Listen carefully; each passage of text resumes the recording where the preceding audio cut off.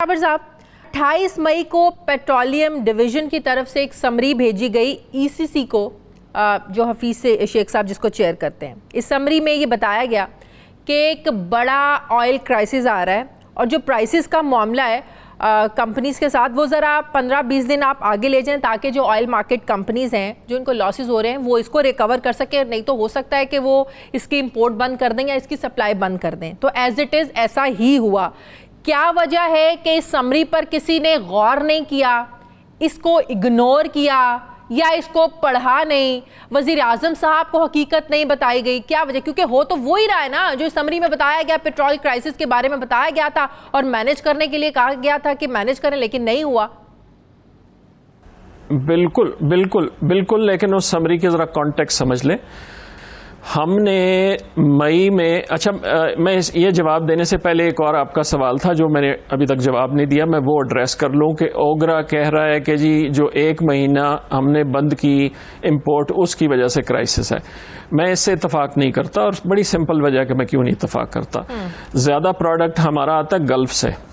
ہم نے 25 مارچ کو جب ریشنلائز کیا، ہم نے ٹوٹل امپورٹ بند نہیں کی. 25 مارچ سے لے کے 24 اپریل تک جو 4 ہفتے امپورٹ کو ہم نے کٹیل کیا، بند نہیں کیا. اس 1 مہینے کے دوران 8 کارگوز آئے، ہم نے 8 کارگوز کی اجازت دی. 24 اپریل کو یہ لفٹ ہو گیا. 24 اپریل کو جب یہ لفٹ ہو جاتا ہے اور 3 یا 4 دن کا سیلنگ ٹائم ہے گلف سے، تو اگر اس وجہ سے کرائسس آنا تھا تو وہ تو مئی میں آنا چاہیے تھا. جون میں کیوں آیا؟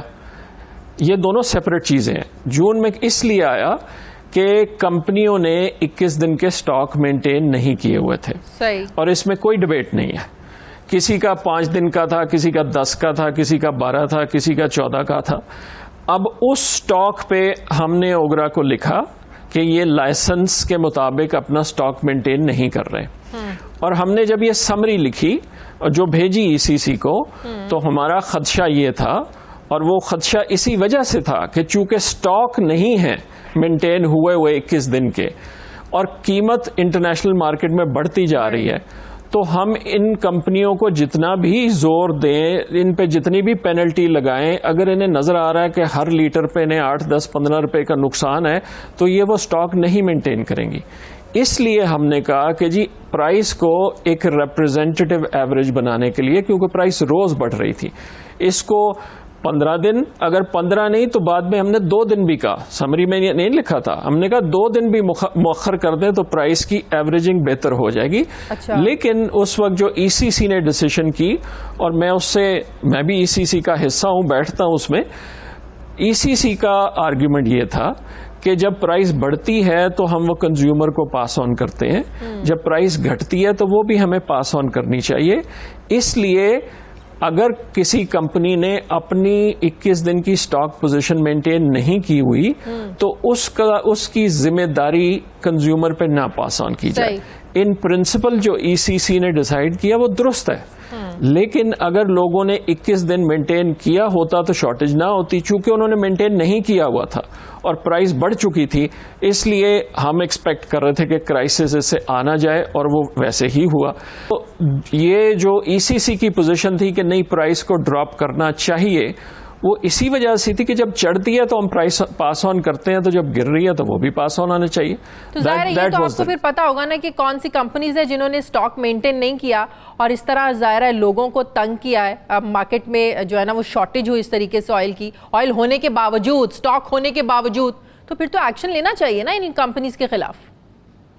جی بالکل لے رہے ہیں، بالکل لے رہے ہیں، ایکشن بھی لے رہے ہیں. اوگرا کو ریگولیٹ اوگرا نے کرنا ہوتا ہے. اوگرا ہم نے ہر ایک کے کمپلیٹ ریکارڈ بھی چیک کروائے ہیں. We have complete data now کہ کس نے اپنی لائسنس کی کنڈیشن کے مطابق سٹاک جو رکھنا ہوتا ہے وہ نہیں رکھا ہوا.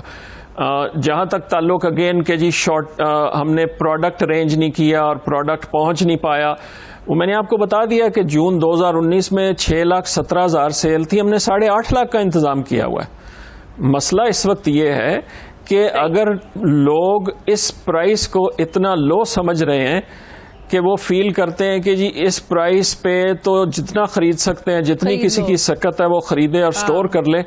That is what's happening. 100% increase کے پی میں یہ ریئلسٹک نہیں ہے. اس کے علاوہ میں آپ کو ایک اور چیز بتاتا چلوں جو ہمیں اکراس دا کنٹری نظر آ رہی ہے, لیکن اگین جہاں زیادہ پرابلم ہے وہاں زیادہ نظر آ رہی ہے.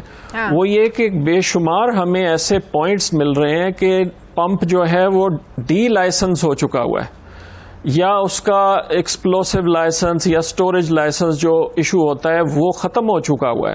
جیسے پی ایس او کا پمپ تھا, پی ایس او کے سسٹم سے نکل چکا ہوا ہے, لیکن وہ ابھی بھی موجود ہے. اب اگر وہ موجود ہے تو وہ کیا کر رہا ہے؟ تو مطلب یہ ہوا کہ یہ ساری رہ کی اس کرائسس کے دوران کی یہ چیزیں سب کچھ پہلے نالج میں نہیں تھا کہ کون سا ڈی لائسنس تھا, کس کے پاس لائسنس تھا اور کون بغیر اس کے کر رہا تھا. نہیں شازیہ ایسے نہیں ہے. ہوتا یہ ہے کہ کمپنی جب اپنے پمپ کو ڈی لائسنس کرتی ہے تو وہ نوٹیفائی کرتی ہے اوگرا کو. اوگرا اس کو ڈسٹرکٹ ایڈمنسٹریشن کو کنوے کرتا ہے کہ جی یہ پمپ ڈی لائسنس ہو گیا. سو یہ روٹین پروسیس ہے جو کنٹینیوسلی چل رہا ہوتا ہے. لیکن جب کیک پی میں زیادہ پرابلم آئی, 5-6 تاریخ کے قریب سیریس پرابلم شروع ہو گئی, تو ہم نے کے پی گورنمنٹ کو کہا جی آپ فیلڈ میں اتریں اور ہمیں بتائیں کہ ایگزیکٹلی کہاں کہاں اویلیبل ہے اور کہاں کہاں نہیں اویلیبل. تو انہوں نے جب فیلڈ میں اتر کے 24 گھنٹے انہوں نے کام کیا, کنٹینیوسلی کر رہے ہیں. انہوں نے جو ہمیں لسٹ بھیجی کہ ادھر اویلیبل ہے اور ادھر نہیں اویلیبل, ہم نے جب اس کو کراس چیک کروانا شروع کیا او ایم سیز کے ساتھ, تو او ایم سیز نے کہا جی ان میں بے شمار پمپس ایسے ہیں جو ہمارے نیٹ ورک میں نہیں ہیں, ہم نوٹیفائی کر چکے ہوئے ہیں. سو یہ پروسیس آن گوئنگ پروسیس ہے.